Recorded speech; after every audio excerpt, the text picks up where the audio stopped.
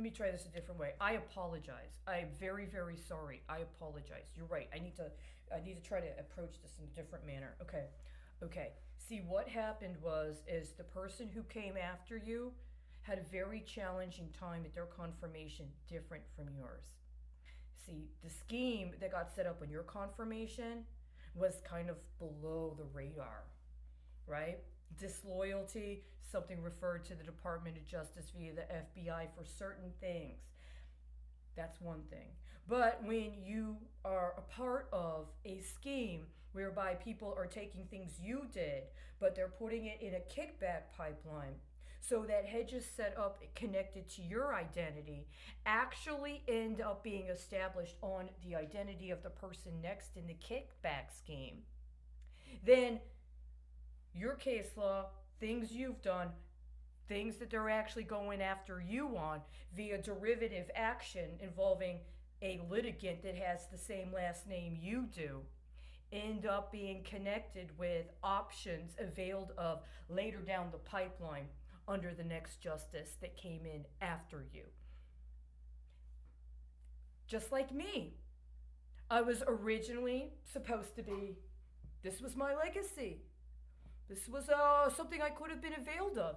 And if there hadn't been that intercession where very, very important pensioneering had been brokered on kids associated with public school records connected to those kids, I might well have been able to be availed of a very important ruling by a Supreme Court justice concerning women in military academies. I was of that age.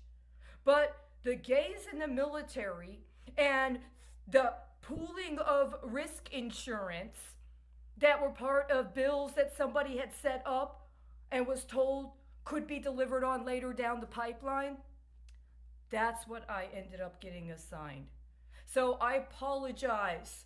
I'm having a little bit of an identity crisis, and they haven't quite come up with an anagram for what I'm experiencing. I keep hearing, you're the only one that lived. You're the only one that lived. It's so novel. Put me in a zoo. Watch me perform.